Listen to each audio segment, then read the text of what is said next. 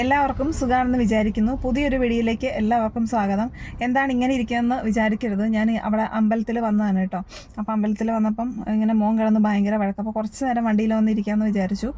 അപ്പോൾ ഇന്ന് ചെയ്യാൻ വിചാരിച്ചിരുന്ന ടോപ്പിക്ക് ഞാൻ വിചാരിച്ചു എനിക്ക് ഇവിടെ ഇരുന്ന് ചെയ്യാമല്ലോ, കുറച്ചും കൂടി നല്ലൊരു അറ്റ്മോസ്ഫിയറും അങ്ങനെയൊക്കെ ആകുമ്പോൾ കുറച്ചുകൂടി നല്ലതാണെന്ന് വിചാരിച്ചു. അങ്ങനെയാണ് കേട്ടോ. പിന്നെ ഞാനും മൈൻഡ് ആകെ ഒരു ശരിയല്ലാത്തൊരവസ്ഥയിലിരിക്കുമ്പം ഇങ്ങനെയുള്ള ഓരോ കാര്യങ്ങൾ ചെയ്യുമ്പോൾ ഞാൻ ഓക്കെ ആവാറുണ്ട്. അതായത് ഞാൻ ഭയങ്കരമായിട്ട് ഡൗൺ ആയിരിക്കുന്ന സമയത്ത് എനിക്കിഷ്ടമുള്ള കാര്യങ്ങൾ ചെയ്യാനായിട്ട് ഞാൻ ശ്രമിക്കും. പണ്ടൊക്കെ എന്ന് വെച്ചിട്ടുണ്ടെങ്കിൽ ഞാൻ ഡൗൺ ആയിട്ടിരിക്കുന്ന സമയത്ത് എനിക്ക് ഒന്നിനും തോന്നത്തില്ല. ഞാൻ ഇരുന്ന് കരയും, അല്ലെങ്കിൽ ഞാൻ ആരെയെങ്കിലും വിളിച്ച് ഞാൻ എൻ്റെ പ്രിയപ്പെട്ടത് എന്ന് ഞാൻ വിചാരിച്ചിരുന്ന ആളുകളെ വിളിച്ച് ഞാൻ സംസാരിക്കാൻ ശ്രമിക്കുമായിരുന്നു.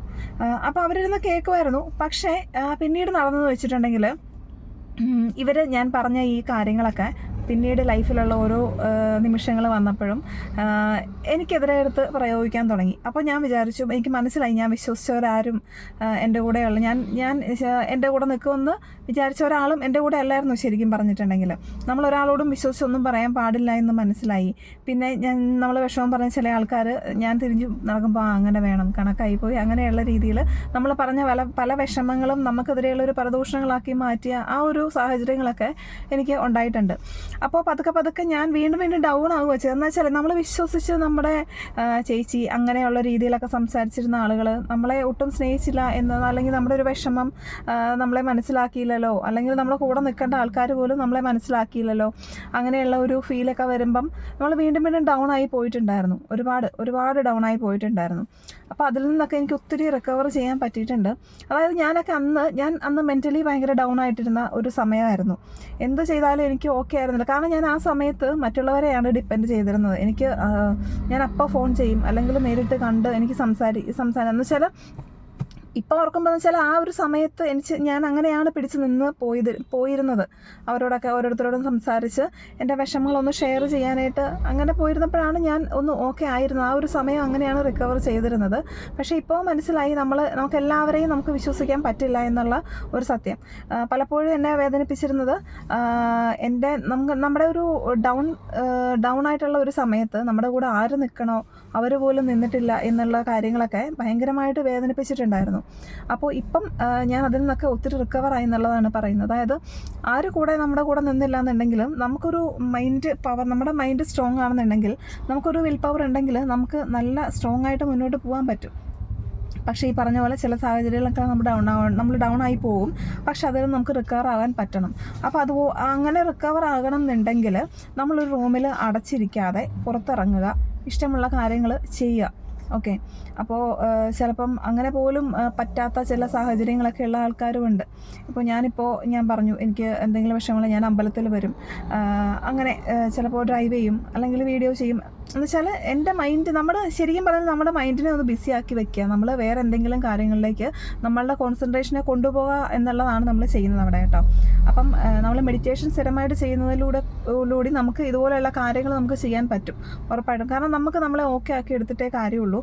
ഞാൻ എൻ്റെ ലൈഫിൽ പലർക്കും ഇമ്പോർട്ടൻസ് കൊടുത്തിട്ടുണ്ടായിരുന്നു. അയ്യോ ഇവരില്ലാതെ എനിക്ക് ഇന്നയാളോട് സംസാരിക്കാതെ എനിക്ക് കിടന്നുറങ്ങാൻ പറ്റില്ല, ഇന്നയാളോട് സംസാരിക്കാതെ എനിക്ക് ആഹാരം കഴിക്കാൻ പറ്റില്ല, ഇയാളാണ് എൻ്റെ എല്ലാം, അങ്ങനെയൊക്കെ നമ്മൾ വിചാരിച്ചിരുന്ന് പോയിരുന്ന ഒരു ടൈമിൽ പക്ഷേ ആ ആളുകൾക്ക് നമ്മളങ്ങനെ ആയിരിക്കില്ല. അപ്പോൾ ലൈഫിൽ ഏതെങ്കിലുമൊക്കെ ഒരു പോയിന്റിൽ നമ്മളത് റിയലൈസ് ചെയ്യും, അല്ലെങ്കിൽ ദൈവമായിട്ട് നമ്മളെ റിയലൈസ് ചെയ്യിപ്പിക്കും. അപ്പോൾ നമ്മൾ ആ ഒരു പോയിന്റ്, അപ്പോൾ നമ്മളവിടെ ഫുള്ള് ഒരു സ്ട്രെസ്സ്, ഒരു ഡിപ്രഷൻ, കംപ്ലീറ്റ്ലി ഡൗൺ ആകുന്നൊരു നിമിഷമായിരിക്കും അത്. പക്ഷേ ആ ഒരു നിമിഷം ഒന്ന് ക്രോസ് ചെയ്യാൻ പറ്റിയിട്ടുണ്ടെങ്കിലുണ്ടല്ലോ, അത് നമ്മുടെ ജീവിതത്തിലെ അടിപൊളി ടൈമായിരിക്കും. അവിടം തൊട്ട് ഒരു പ്രോബ്ലം ഉണ്ടാകുന്നില്ല. പക്ഷേ നമ്മൾ എന്ത് പ്രോബ്ലം ഉണ്ടായാലും അതിനെ ധൈര്യമായിട്ട് ഒന്ന് നേരിടാനായിട്ട് നമ്മൾ പഠിക്കും. അതാണ് നമ്മുടെ കൂടെയുള്ള ആൾക്കാരൊന്നും നമ്മളെ സപ്പോർട്ട് ചെയ്തില്ലെങ്കിലും നമുക്ക് തന്നെ മുന്നോട്ട് പോകാൻ പറ്റും എന്നുള്ളൊരു കോൺഫിഡൻസ് തീർച്ചയായിട്ടും നമ്മുടെ ഉള്ളിൽ വരും. ആ ഒരു കോൺഫിഡൻസ്, ആ ഒരു കാര്യം നമ്മുടെ സബ് കോൺഷ്യസ് മൈൻഡിലേക്ക് അങ്ങ് റെക്കോർഡായി കഴിഞ്ഞിട്ടുണ്ടെങ്കിൽ നമ്മളിതിനെ ഓട്ടോമാറ്റിക്കലി മൂവ് ഓൺ ആകും. നമ്മുടെ എല്ലാ സാഹചര്യത്തിൽ നിന്നും നമ്മൾ ഓരോ കാര്യങ്ങൾ ചെയ്തു തുടങ്ങും. പിന്നെ നമുക്ക് പിടിച്ചു നിൽക്കാൻ നമുക്ക് സർവൈവൽ വേണം. നമുക്ക് സർവൈവ് ചെയ്യാനായിട്ട് നമ്മുടെ മെൻ്റൽ പവർ അത്യാവശ്യമാണ്, നമുക്കൊരു ഏണിങ്സ് അത്യാവശ്യമാണ്. അപ്പോൾ ആ ഒരു ഏണിങ്സിനുള്ള കാര്യങ്ങൾ നമ്മൾ ചിന്തിച്ചു തുടങ്ങും. നമ്മൾ ഈ ഒരു കാര്യങ്ങളിൽ നിന്നും, അല്ലെങ്കിൽ മറ്റുള്ളവരെ ഡിപ്പെൻഡ് ചെയ്തിരിക്കുന്ന അവസ്ഥയിൽ നിന്ന്, ഇന്നയാളില്ലാതെ എനിക്ക് ജീവിക്കാൻ പറ്റത്തില്ല, ഇയാളോട് സംസാരിക്കാതെ എനിക്ക് പറ്റത്തില്ല, അങ്ങനെ മറ്റൊരാളിൽ കംപ്ലീറ്റ്ലി അഡിക്റ്റഡായി ഡിപ്പെൻഡ് ചെയ്ത് നിൽക്കുന്ന ആ ഒരു അവസ്ഥയിൽ നിന്ന് ഇതിൽ നിന്നെല്ലാം നമ്മൾ പതുക്കെ ഡിറ്റാച്ച്ഡായി നമ്മളൊന്ന് മൂവ് ഓൺ ആയി തുടങ്ങിയിട്ടുണ്ടെങ്കിൽ നമ്മൾ സ്വയം ഒന്ന് സ്റ്റേബിൾ ആവാനും നമ്മളെ ഓക്കെ ആക്കാനും നമുക്കൊരു കോൺഫിഡൻസ് ഉണ്ടാവാനും അങ്ങനെ നമുക്ക് വേണ്ടി ചിന്തിച്ച് തുടങ്ങും. ഇപ്പോൾ മക്കളുണ്ടെങ്കിൽ അവരെയും ചേർത്ത് പിടിച്ച് അങ്ങനെ ആ ഒരു ലെവലിലേക്ക് നമ്മൾ പോയി തുടങ്ങാനായിട്ട് സ്റ്റാർട്ട് ചെയ്യും. അപ്പോൾ തൊട്ട് നമ്മൾ നമുക്ക് വേണ്ടി ചിന്തിച്ച് തുടങ്ങും എന്നാണ് പറയുന്നത്. അതായത് നമുക്ക് വേണ്ടി ഒരു ഏണിങ്സ് വേണമെന്ന് നമ്മൾ ചിന്തിക്കും, നമ്മളൊന്ന് സ്ട്രോങ് ആണോ എന്ന് നമ്മൾ ചിന്തിക്കും, എന്ത് പ്രശ്നം ഉണ്ടെങ്കിലും നമുക്കതിനെ റിക്കവർ ചെയ്യാൻ പറ്റണം. അങ്ങനെയുള്ള ആ ഒരു ചിന്തയിൽ നമുക്ക് വേണ്ടി നമ്മൾ ചിന്തിച്ചു തുടങ്ങും. ആ ഒരു പോയിൻ്റാണ് ശരിക്കും നമ്മൾ ലൈഫ് സ്റ്റാർട്ട് ചെയ്യുന്നത്. ചിലപ്പോൾ അത് റിയലൈസ് ചെയ്യാനായിട്ടൊക്കെ ടൈം എടുക്കും. ചിലപ്പോൾ ഈ പറയുന്ന പോലെ 20 വയസ്സോ 25 വയസ്സോ ആ സമയത്തൊന്നും ഈ ഒരു റിയലൈസേഷൻ ഉണ്ടാവണമെന്നില്ല, കുറച്ചുകൂടി കഴിയണം. നമ്മൾ കുറേ അനുഭവങ്ങൾ ഉണ്ടാകുമ്പോഴാണ് നമ്മൾ ശരിക്കും ഓരോ കാര്യങ്ങൾ പഠിച്ചു തുടങ്ങുന്നത്. നമ്മുടെ ജീവിതത്തിലുണ്ടായിരുന്ന പല വ്യക്തികളും നമ്മൾ വിചാരിച്ചതുപോലെയല്ല. എന്നുവെച്ചാൽ ഓരോ സ്ഥലത്തും നമുക്ക് ചില അടികൾ കിട്ടുമ്പോഴായിരിക്കും നമ്മൾ ഓരോ കാര്യങ്ങൾ പഠിച്ചു തുടങ്ങുന്നത്, അല്ലേ?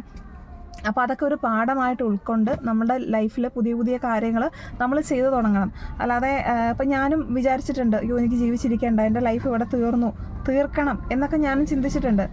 പക്ഷേ അങ്ങനെയൊക്കെ നമ്മൾ കരഞ്ഞിരുന്നിട്ട് പോലും നമ്മളോട് ഒരു അലിവും തോന്നാത്ത വ്യക്തികളായിരുന്നു എൻ്റെ ഒപ്പം ഉണ്ടായിരുന്നത്. അപ്പോൾ എനിക്ക് മനസ്സിലായി ഇതിലൊന്നും ഒരു കാര്യവുമില്ല.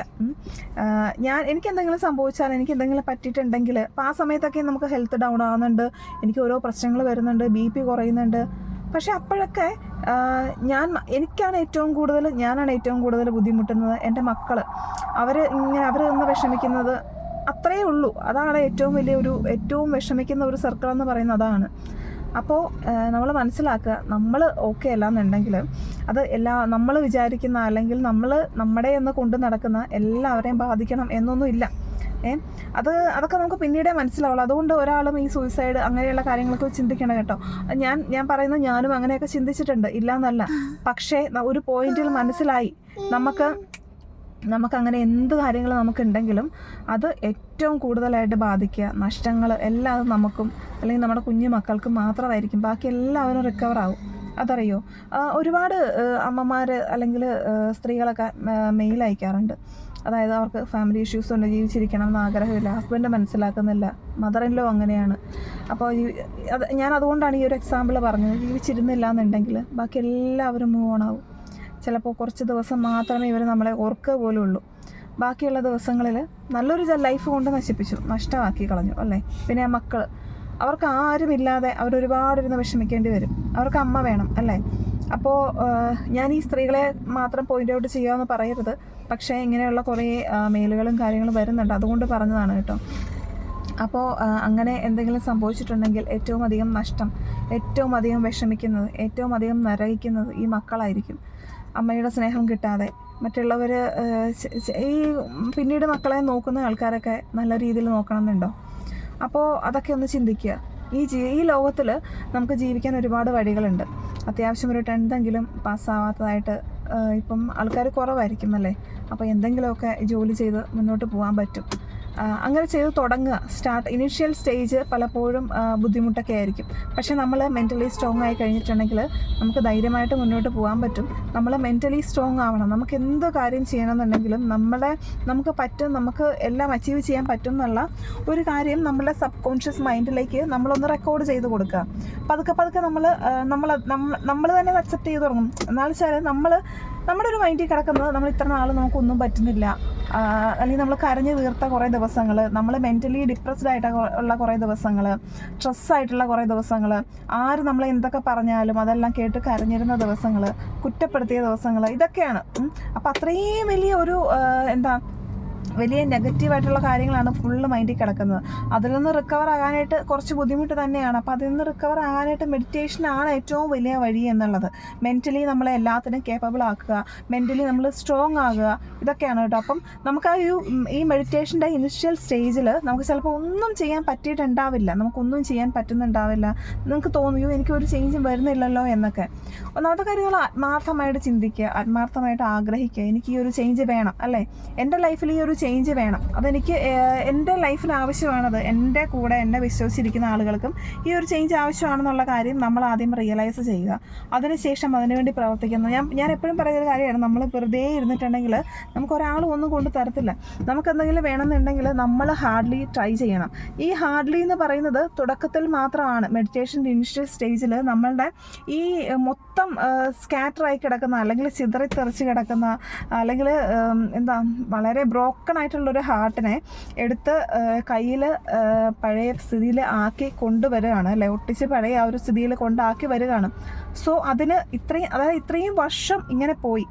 പിന്നെ എന്നിട്ട് ബാക്കിയുള്ള ആ ഒരു മൊമെൻറ്റിൽ ഒന്ന് റെഡിയാക്കി കൊണ്ടുവരാനായിട്ട് തുടക്ക സമയം ഇച്ചിരി ബുദ്ധിമുട്ടായിരിക്കത്തില്ലേ. ഒരു മുറിവ് തന്നെ, വലിയൊരു മുറിവ്, ആ മുറിവ് തുടക്കത്തിൽ വലിയൊരു മുറിവാണ്.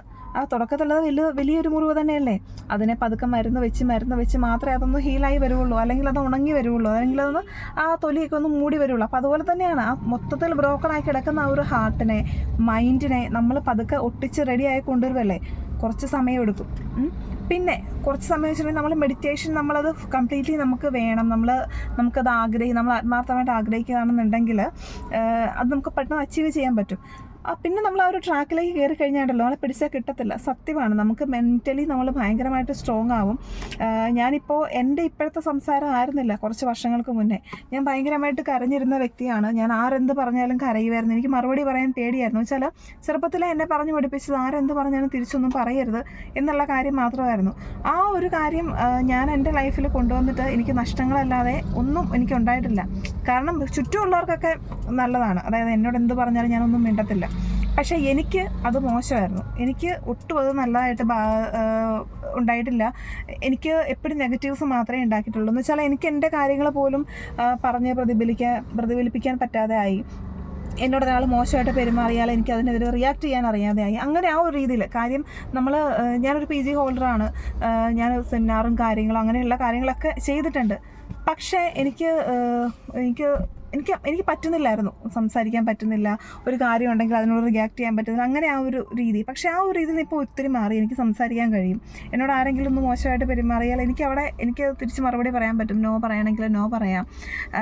നേരത്തെ എന്നോട് ഭയങ്കരമായിട്ട് മോശമായിട്ട് പെരുമാറിയിരുന്ന ആൾക്കാരൊക്കെ ഉണ്ടെങ്കിൽ എനിക്ക് അവരോടിപ്പോൾ തിരിച്ച് മറുപടി പറയാനും അതിനെതിരെ അങ്ങനെയല്ല ഇങ്ങനെയാണെന്ന് പറഞ്ഞ് നിൽക്കാനൊക്കെ എന്നെക്കൊണ്ട് പറ്റുന്നുണ്ട്. അപ്പോൾ അവർ പോലും ശരിക്കും എനിക്കിങ്ങനെ ഒരു മാറ്റം എന്താണെന്നുള്ളത്. പക്ഷെ അവർ ചിന്തിക്കുന്നില്ല, ഈ ആൾക്കാരൊക്കെ കാരണമാണ് നമ്മളിങ്ങനെ മാറിയെന്നുള്ളതൊന്നും അവർ മനസ്സിലാക്കത്തില്ല.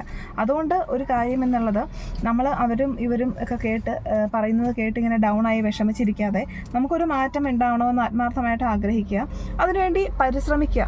ഓക്കെ, അതായത് എനിക്ക് മാറ്റം വേണം എന്നിങ്ങനെ വെറുതെ ചിന്തിച്ചുകൊണ്ടിരുന്നാൽ പോരാ.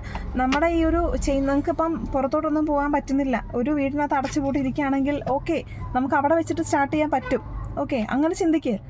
അല്ലാതെ എനിക്ക് പുറത്തോട്ട് പോകാൻ പറ്റുന്നില്ലല്ലോ, അങ്ങനെ ചെയ്യാൻ പറ്റുന്നില്ല, അതൊക്കെ നമ്മുടെ ലൈഫിൽ പുറകെ വന്നോളും. ഞാൻ പറഞ്ഞു, നമ്മുടെ ഇനിഷ്യൽ സ്റ്റേജ് ഇങ്ങനെയൊക്കെ തന്നെ ആയിരിക്കും. ഓക്കെ, നിങ്ങൾക്ക് ഒരു റൂമേ ഉള്ളൂ എങ്കിൽ, പുറത്ത് പോകാനുള്ള സാഹചര്യങ്ങളൊന്നും ഇല്ലാന്നുണ്ടെങ്കിൽ നിങ്ങൾ ആ റൂമിലിരുന്ന് തുടങ്ങുക. ഞാൻ പറഞ്ഞല്ലോ, ഒരു ഡയറി അല്ലെങ്കിൽ ഒരു ബുക്കും ഒരു പേനയും അത് മതി. അതിൽ നിങ്ങൾ എഴുതി തുടങ്ങുക നിങ്ങളുടെ ലൈഫ് എന്തായി തീരണം എന്നുള്ളത്. അത് നിങ്ങൾ അച്ചീവ് ചെയ്തതായിട്ട് മാത്രം എഴുതി തുടങ്ങുക. എൻ്റെ ലൈഫ് ഇങ്ങനെ, നിങ്ങൾ എന്താണോ നിങ്ങളുടെ ലൈഫിൽ ആഗ്രഹിക്കുന്നത് അത് ഓരോ പോയിൻ്റായിട്ട് നിങ്ങൾ അച്ചീവ് ചെയ്തു, എനിക്കത് ലഭിച്ചതിന് നന്ദി എന്നുള്ള രീതിയിൽ എഴുതി തുടങ്ങുക. പതുക്കെ മാറും. നിങ്ങളുടെ ആ റൂമിൽ അടച്ചിരിക്കുന്ന ആ നിന്ന് നിങ്ങൾ നല്ലൊരു ലോകത്തേക്ക് പോയി തുടങ്ങും. നിങ്ങളെല്ലാം ഈ ആകെ ഒരു ലൈഫല്ലേ ഉള്ളൂ. ആ ഒരു ലൈഫിൽ ഇത്രയും ഒരുപാട് ബ്യൂട്ടിഫുൾ ആയിട്ടുള്ള കാര്യങ്ങൾ അനുഭവിക്കാനും എൻജോയ് ചെയ്യാനും ഒക്കെ തുടങ്ങും. അപ്പം അങ്ങനെ ഒരു ലൈഫ് വേണമെന്ന് എല്ലാവർക്കും ആഗ്രഹമില്ലേ? ഇപ്പോൾ ഭയങ്കര ഫെമിനിസവും കാര്യങ്ങളൊക്കെ പറയുന്നുണ്ടെങ്കിലും ഇതൊന്നും ഫെമിനിസം എന്നല്ല. ഒരു സ്ത്രീകൾക്കൊരു ഫ്രീഡത്തിൻ്റെ പകുതി പോലും കിട്ടാത്ത ഒരുപാട് സ്ത്രീകൾ ഇപ്പോഴും ഉണ്ട് ഓരോ വീടുകളിലും. അത് നമ്മൾ പലപ്പോഴും ഭയങ്കരമായിട്ട് ബോൾഡായിട്ടുള്ള ചില സ്ത്രീകളെ മാത്രമേ നമ്മൾ കാണുന്നുള്ളൂ. പക്ഷെ ഇതൊന്നുമല്ല, ഭയങ്കരമായിട്ട് ബ്രോക്കൺ ആയിട്ടുള്ള സ്ത്രീകൾ ഒരുപാടുണ്ട് കേട്ടോ, പ്രത്യേകിച്ച് മാരീഡ് ആയിട്ടുള്ള ആൾക്കാർ. അപ്പം ഇപ്പോൾ അവർ കുഞ്ഞുങ്ങൾക്ക് വേണ്ടി ആയിരിക്കാം അവരുടെ വരുമാനവും ജോലിയും. ഇപ്പോൾ പഠിത്തമുള്ള ആൾക്കാരാണെന്നുണ്ടെങ്കിൽ ജോലിക്ക് പോലും പോവാതെ വീട്ടിലിരിക്കുന്നത് അവരുടേതായിട്ടുള്ള അവരുടെ കുഞ്ഞിനെ നോക്കണം. പിന്നെ ഇതിലൊക്കെ ഉപരി ഒരു കുഞ്ഞുണ്ടായി കഴിഞ്ഞിട്ട് അതിനെ നോക്കണം, താലോലിക്കണം, അങ്ങനെയൊക്കെ ആഗ്രഹങ്ങളുണ്ടാവാം. പക്ഷേ അതൊക്കെ നമ്മൾ ആർക്ക് വേണ്ടിയാണോ അങ്ങനെയൊക്കെ ചെയ്യുന്നത്, അതായത് ഈ കൂടെയുള്ളവർ പോലും നമ്മൾ ആ ജോലിയില്ല, ഒരു വരുമാനമില്ല, അങ്ങനെയുള്ള കാര്യത്തെപ്പറ്റി പറഞ്ഞ് കളിയാക്കുക, അതൊക്കെ പറഞ്ഞ് ബ്ലെയിം ചെയ്യുക, ആ ഒരു രീതിയിലേക്കും അങ്ങനെയൊക്കെ വന്നിട്ട് ഒരുപാട് ബുദ്ധിമുട്ട് അനുഭവിക്കുന്ന സ്ത്രീകളുണ്ട്. അപ്പോൾ ഇതിൽ നിന്നൊക്കെ നമുക്കൊരു മോചനം, നമ്മുടെ ലൈഫിൽ നമ്മൾ എന്താണോ ആഗ്രഹിക്കുന്നത് അത് നമുക്ക് അച്ചീവ് ചെയ്യാനും നമുക്ക് എല്ലാവർക്കും നമ്മുടെ ലൈഫിൽ നമുക്കൊരു പേർപ്പസ് ഉണ്ട് അല്ലേ, വെറുതെ ഇങ്ങനെ കളയാന്നുള്ളതല്ല. അപ്പോൾ ആ ഒരു പേർപ്പസിനെ ആദ്യമേ റിയലൈസ് ചെയ്യുക. അത് റിയലൈസ് ചെയ്യണമെന്നുണ്ടെങ്കിൽ നമ്മുടെ ലൈഫിലെ ഗോൾ എന്താണെന്നുള്ളത് റിയലൈസ് ചെയ്യണമെന്ന് നിങ്ങൾക്ക് ആഗ്രഹമില്ലേ, അപ്പോൾ അത് ഫസ്റ്റ് കണ്ടുപിടിക്കുക. അത് കണ്ടുപിടിക്കാനുള്ള ഏക മെത്തേഡ് മെഡിറ്റേഷനാണ്. ആ മെഡിറ്റേഷൻ ചെയ്ത് നമുക്ക് മനസ്സിലാവും നമ്മുടെ ലൈഫിൻ്റെ പേർപ്പസ് എന്താണ്. നമുക്കൊരു ഗോളുണ്ട്, എല്ലാവർക്കും അവനവൻ്റെ ലൈഫിലൊരു ഗോളുണ്ട്, ഒരു പേർപ്പസ് ഉണ്ട്. അങ്ങനെയാണ് ദൈവം നമ്മളെ ഇങ്ങോട്ട് വിട്ടിരിക്കുന്നത്. ആ ഒരു പർപ്പസ് റിയലൈസ് ചെയ്യാനായിട്ട് നിങ്ങൾ സ്ഥിരമായിട്ട് മെഡിറ്റേഷൻ ചെയ്ത് തുടങ്ങുക. ഫസ്റ്റ് ഞാൻ പറഞ്ഞല്ലോ, ധ്യാനിക്കുമ്പോൾ ഒരു അരമണിക്കൂറൊക്കെ വേണ്ടി വരും നിങ്ങൾക്ക് ആ ഒരു കോൺസെൻട്രേഷൻ കിട്ടാനായിട്ട്. പക്ഷേ പതുക്കെ അതിൻ്റെ ആ ഒരു ടൈമൊക്കെ കുറഞ്ഞു വരും. നിങ്ങളൊരു 5 മിനിറ്റ്സിൽ തന്നെ നിങ്ങൾ കംപ്ലീറ്റ്ലി ഓക്കെ ആവും. നമുക്ക് പിന്നെ നമ്മുടെ ലൈഫിൽ മുന്നോട്ടുള്ള പല കാര്യങ്ങളും നമുക്ക് ഓരോ ഇൻറ്റ്യൂഷൻസ് തോന്നും. എന്നത് ചെയ്താൽ ശരിയാവും, ഇപ്പം എന്തെങ്കിലും ഒരു ദോഷം നെഗറ്റീവ് വരുവാണെന്നുണ്ടെങ്കിൽ അതുപോലെ നമുക്ക് മനസ്സിലാവാൻ തുടങ്ങും. ഒരാളോട് സംസാരിച്ചാൽ അത് ശരിയാകത്തില്ലേ, അങ്ങനെ എല്ലാം നമുക്കൊരു ഇൻറ്റ്യൂഷൻ വഴി നമുക്കെല്ലാം ഫീൽ ചെയ്യാൻ തുടങ്ങും. അതൊക്കെ ഭയങ്കരമായിട്ടുള്ള ഓരോ ബ്ലെസ്സിങ് ആണ്. അപ്പോൾ ആ ഒരു ബ്ലെസ്സിങ് നമുക്ക് എല്ലാവർക്കും ലൈഫിൽ വേണമെന്ന് നിങ്ങൾ ശക്തമായിട്ട് ആഗ്രഹിക്കുക. നിങ്ങൾ ഓരോരുത്തരും ചിന്തിക്കുക, എൻ്റെ ലൈഫിലൊരു മാറ്റം എനിക്ക് ഉണ്ടായേ പറ്റുള്ളൂ, നമുക്ക് മുന്നോട്ട് ജീവിച്ചല്ലേ പറ്റുള്ളൂ. ഇങ്ങനെ വിഷമിച്ച് ഡൗൺ ആയിട്ട് കുറേ ദിവസങ്ങളൊക്കെ ഇരുന്നോ, പക്ഷെ അതിൽ നിന്ന് എഴുന്നേറ്റ് ചെയ്ത് തുടങ്ങുക.